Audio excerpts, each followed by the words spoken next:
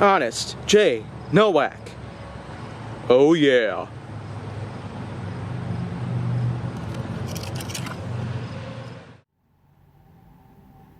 A pleasure to meet y'all at last, and welcome back to Honest J. Nowak. Now here on Honest J. Nowak, I'm going to go right on ahead and talk a couple things about gemstones. And I'm mainly talking about the kind of gemstones that you naturally find in some places around the world. Whether it be in jewelry stores like Kessler's or Kay or other places around the nation or around the rest of the world, you can find gemstones just about anywhere. They make for great jewelry, they make for great decoration. And for some people out there who happen to have very rare types of gems or jewels in general, then it can be a valuable collector's item, depending on what kind it is.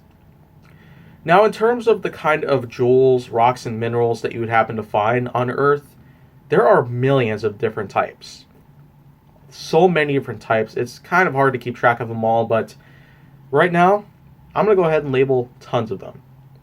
For actual gemstones or jewels, there's ones including two different types of topaz, amethyst, sapphire, ruby, emerald, diamond, and some others out there. But of course, each of them has their own very significance because, after all, it turns out that the types of jewels and gemstones that are commonly known happen to be created by certain types of activity within underground. And that is, of course, another big source where you can find large quantities of these types of rocks and minerals that happen to turn into beautiful gemstones. Underground, though, just happens to be one main source. Another main source happens to be from the after effects of volcanic activity.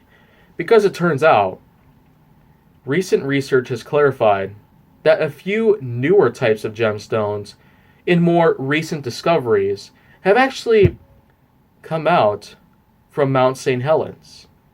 And yes, that same exact type of volcano that became active in early 1980.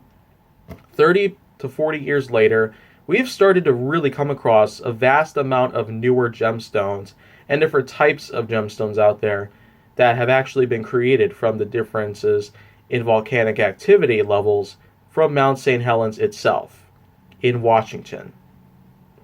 But of course, aside from volcanic activity in underground, gemstones are very much common to find.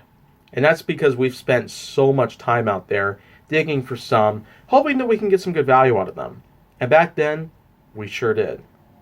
But nowadays, it's kind of debatable to see which other kinds of gemstones are the so-called most expensive type around in the world.